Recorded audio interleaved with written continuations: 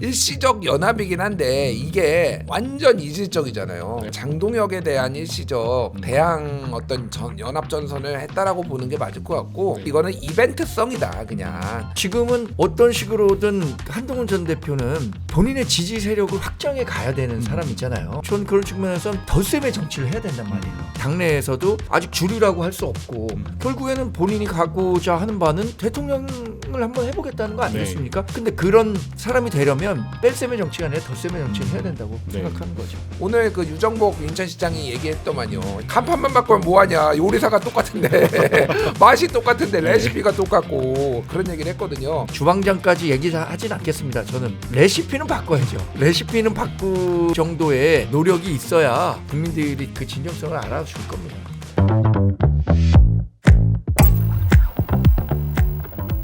사실 당무위에서 이제 김종혁 전 최고위원에 대한 중징계 권고 이후에 친한동훈계와 장동혁 대표 간의 이제 힘겨루기가 굉장히 이어지고 있는 좀 상황이긴 합니다.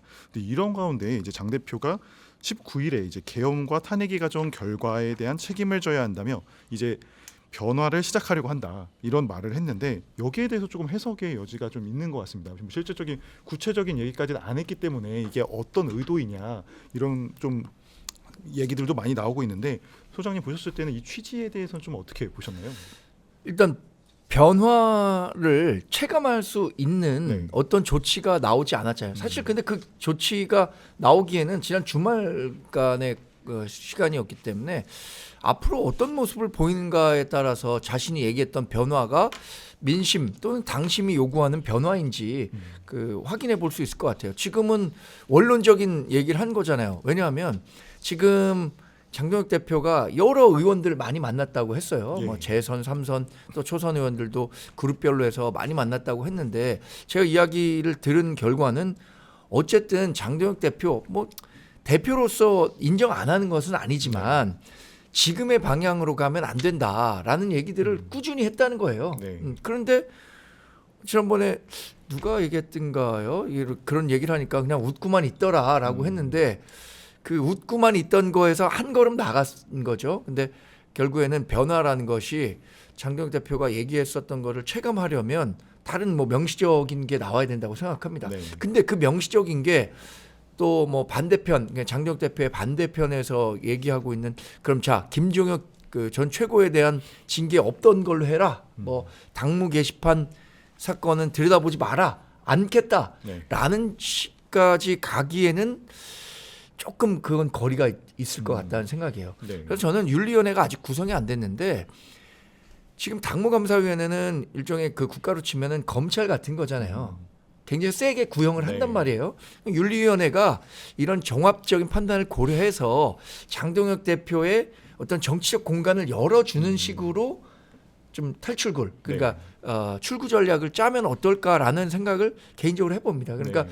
우리 당무감사에서는 이렇게 그 일종의 배드캅 역할을 한 거고 그 윤리위원회가 굿캅 역할을 하면서 사실 그 여상원 윤리위원장 시대에는 한번 주의 조치를 마무리했었던 네. 거잖아요. 그럼 주의보다 조금 높은 경고 네.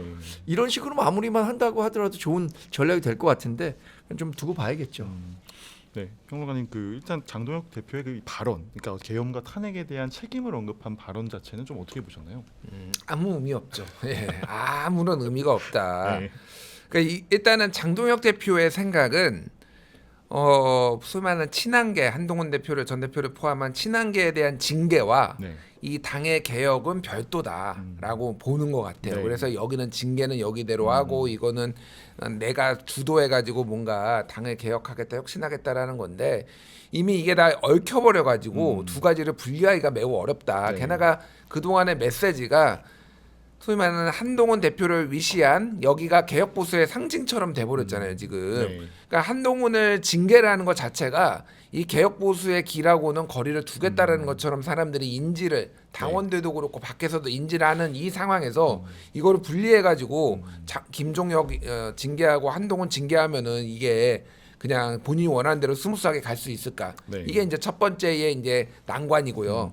두 번째는 지금 국민들이 원하는 거에 그리고 그 원한다기보다는 그냥 지켜보고 있어요. 국민들은 뭐 니들이 사과를 하든 말든 지켜보고 있는데 국민들이 생각하는 얘들이 진짜 변화했다라는 수준과 네. 내부에서 그들이 생각하는 수준의 차이가 너무 커요.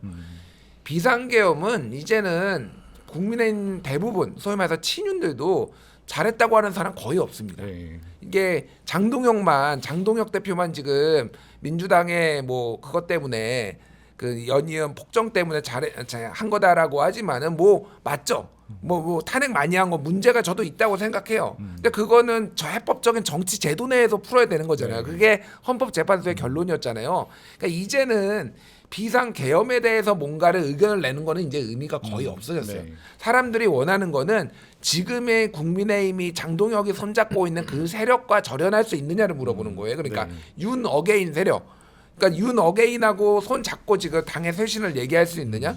근데 그 얘기는 없어요. 지금 보면은 그렇죠. 네, 네. 절연을 할 수 있느냐 없느냐 윤석열하고 지금 너희들이 그동안 윤석열 관저 앞에 가가지고 사수하고 탄핵 못하게 막고 막 네. 이 난리를 쳤던 것에 대한 반성과 사과 그리고 현재 윤 어게인과의 손절 이거를 할 수 있느냐인데 장동혁은 못한다고 봅니다. 저는 네. 그게 본인의 지지 기반이기 때문에 본인이 더 확고하게 당을 장악하지 않는 이상 그거는 못한다고 봐서 저는 아무런 의미 없는 거다. 네. 지명직 최고를 누구로 할지 모르겠는데 이미 김민수 국민소통위원장, 뭐 장해찬, 저기 여의도 연구원 네. 부원장, 뭐 이런 메시지로 어떻게 이거 변화를 얘기할 수 있겠습니까? 네. 아, 너무 비관적으로 말씀하셔갖고 지금 금요일날 변화를 얘기했는데 이제 아예 안 될 거다라고 의미 자체를 아예 얘기하니까. 없어버리셨네. 김민수, 장해찬 인선은 지난 금요일 이전에 있었으니까 네. 지명직 최고위원 또 윤리위원장이 어떤 사람으로 구성되느냐 그게 중요할 것 같아요. 제가 생각해도 메시지는 얼마든지 낼 수 있죠. 제가 열심히 하겠습니다.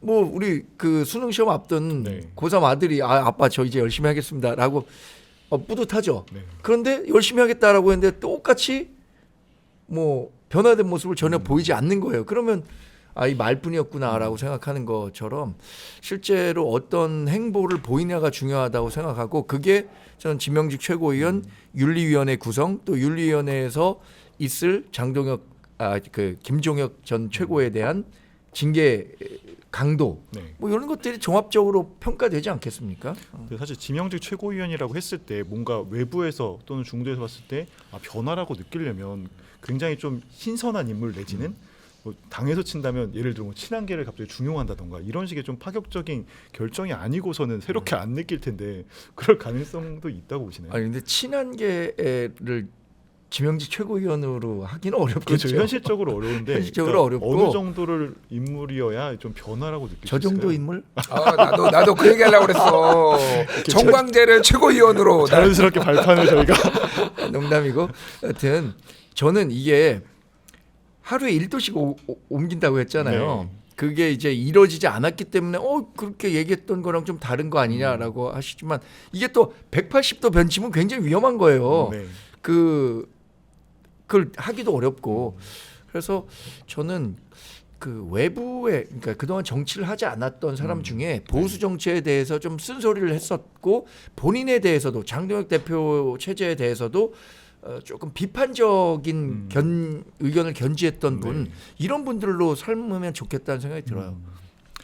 사실 일각에선 당명 개정 얘기도 나오고 있는데 이게 사실 정치부 기자로서도 너무 자주 나왔던 얘기이기도 하고 어떤 효과가 있을까 굉장히 좀 의구심이 드는데 이놈들아 평론가님, 그만 좀 바꿔라. 외우기 힘들다. 그래도 5년 동안 안 바꿨습니다 지금. 그러니까 이게 그 당명 변경의 역사를 보면은 잘 되는 정당은 안 바꾸잖아요. 네.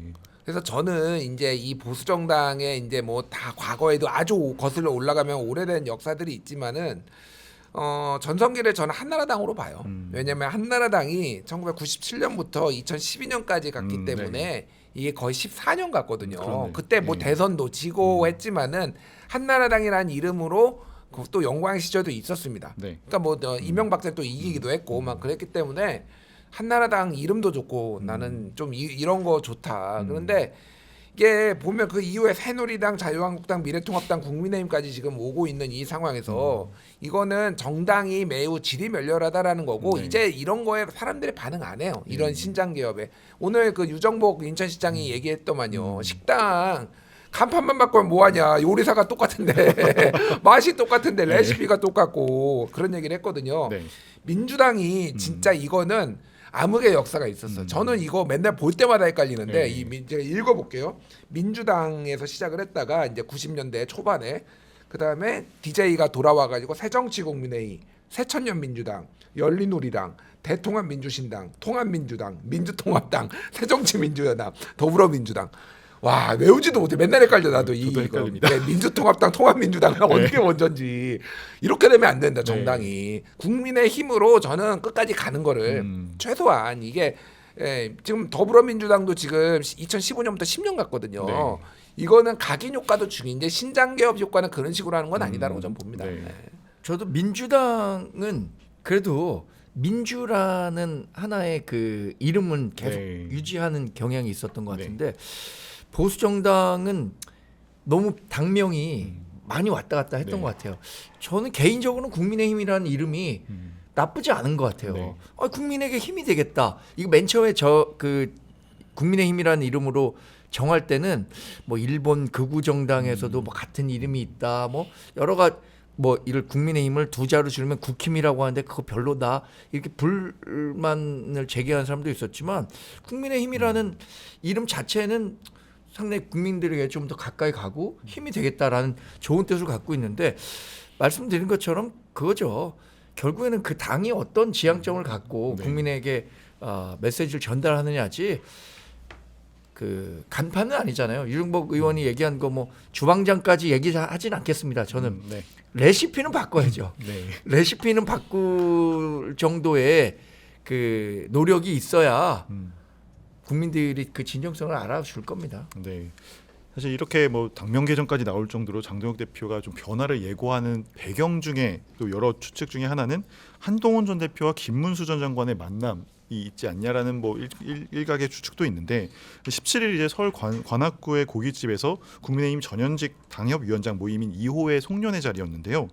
김 전 장관과 한동훈 전 대표가 러브샷까지 하는 사진도 공개가 돼서 좀 화제가 됐는데 사실 좀 많은 분들이 이 조합의 만남 좀 되게 의외로 보이는 분들도 있는데 어떻게 좀 이런 배경을 좀 보셨나요? 이게 예정된 만남이 아니었다는 것은 뭐 보도를 통해서 알려졌고 한동훈 전 대표가 이제 2호에 속한 분들이 한번 가시면 좋겠다라고 해서 간 자리에 김문수 후보가 와서 자리가 성사됐다고 해요. 네.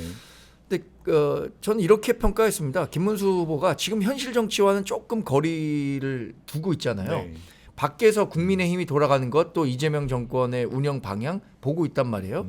우리 장기나 바둑 둘 때 훈수 두는 사람은 다 수가 보이는데 네. 정작 두는 사람은 그 수를 못 본다고 하는데 때로는 삼자적 관점에서 조금 그 객관적으로 상황을 볼 때 현상에 대해서 더 냉철한 판단이 가능한 것 같아요. 네. 그래서 김문수 후보가 봤을 때는 지금 국민의힘이 민심과 너무 다른 방향으로 가고 있다. 장동혁 체제가 뭐 탄생했을 때 그때는 사실 계엄, 탄핵, 뭐 대선 패배 이런 그 감정적인 상처들이 많이 남아 있었기 때문에 네. 장동혁 대표를 뽑은 사람들이 많았다고 생각해요. 그러나 지금도 그 당심이 유지되고 있는가? 그냥 그렇다고 보진 않거든요. 네. 계엄이라든가 탄핵이라든가 윤석열 대통령에 대한 평가 모든 것들이 그러면 당심이 변하는 방향 또 민심이 요구하는 방향을 수용하는 쪽으로 가야 된다고 김문수 후보 전 장관도 네. 생각했던 것 같고 한동훈 전 대표에 대해서 이렇게 뭐 징계를 하겠다, 김종혁 전 최고에 대해서 징계하겠다라고 하는 게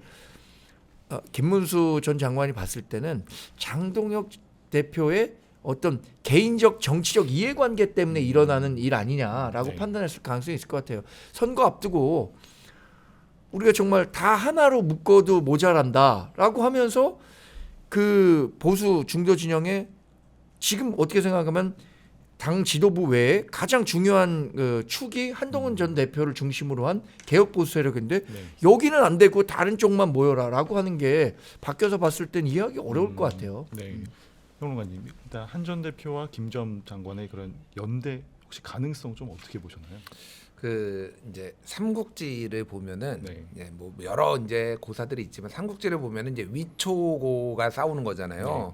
위나라가 강하면은 총나라와 오나라가 손을 잡습니다. 네. 그게 이제 적벽 대전이고 그 네. 이후에도 근데 이게 오래 가지 못해요. 형주를 놓고 누가 네. 이제 이게 형주를 빌려간 거다 아니다 강탈한 거다 뭐 이러면서 네. 이제 막 싸우잖아요. 결국은 그거 가지고 관우도 죽고 보복도 하고 뭐 그렇게 되잖아요. 결국은 다 깨져. 그러니까 일시적 연합이긴 한데 이게 완전 이질적이잖아요. 네. 그러다 보니까 이거는 그냥 장동혁에 대한 일시적 대항 어떤 연합 전선을 했다라고 보는 게 맞을 것 같고 네. 저는 이제 이게 만약에 더 진척이 되면 이제 이런 물음들이 나오는 거죠. 네. 그러면은 김문수 전 장관, 김문수 전 후보의 비상계엄과 탄핵에 대한 입장은 뭐냐? 네. 그럼 한동훈은 그거에 대해서 동조를 하는 거냐, 네. 차별을 하는 거냐 이런 질문이 나올 수밖에 없단 말이에요. 그래서 이거는 이벤트성이다, 그냥. 그 뭐 한동훈 아니가 김문수 후보도 전 후보도 본인의 존재감을 이렇게 드러내는 거잖아요. 네. 그래서 이거는 오래가기 힘들고 장동혁이라는 지배 세력이 만약에 사라지면은 다시 싸울 거라고 봅니다. 두 사람은 같이 가기에는 물과 기름 같은 사이다 제가 보기에는. 네, 알겠습니다. 혹시 그 그러니까 한동훈 전 대표의 지지층에서 이 연대를 봤을 때는 좀 어떤 의견이 좀 있을 걸로 보세요? 근데 김문수 전 장관이 지금 계엄과 탄핵과 관련해서 대통령 후보가 된 이후에는 계엄 잘못됐다라고 했고 탄핵도 뭐 받아들일 수밖에 없기 때문에 네. 대선 치르는 거 아니냐라고 얘기했어요. 그 이후에는 정치적으로 뭐 계엄 탄핵과 관련해서 내가 지지한다 그렇게 얘기하지 않았기 때문에 지금 뭐 김문수 후보와 힘을 합친다 그게 한동훈 전 대표가 부정선거나 윤석열 전 대통령의 지지 세력까지 내가 다 같이 가겠다 그런 뜻은 아닐 거라고 봅니다. 네. 그리고 지금은 어떤 식으로든 한동훈 전 대표는 본인의 지지 세력을 확장해 가야 되는 사람이잖아요. 네.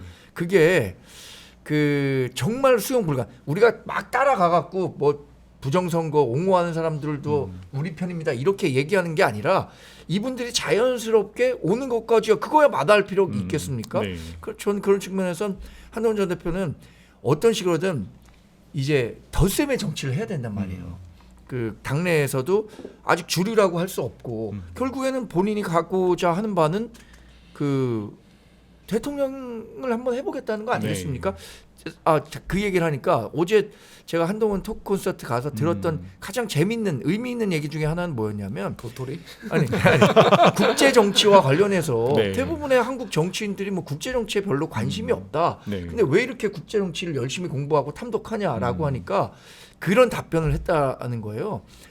내가 대통령이 되기 위해서 그걸 공부하는 것이 아니라 대통령이라는 최고 그 권력자가 됐었을 때 잘하기 위해서 그거를 알아둬야겠다라는 답변을 했다는 거예요. 그걸 네. 보고 아 정말 그 많은 준비를 하고 계신 분이구나라는 네. 생각을 했거든요. 근데 그런 사람이 되려면 뺄셈의 정치가 아니라 덧셈의 정치를 해야 된다고 네. 생각하는 거죠.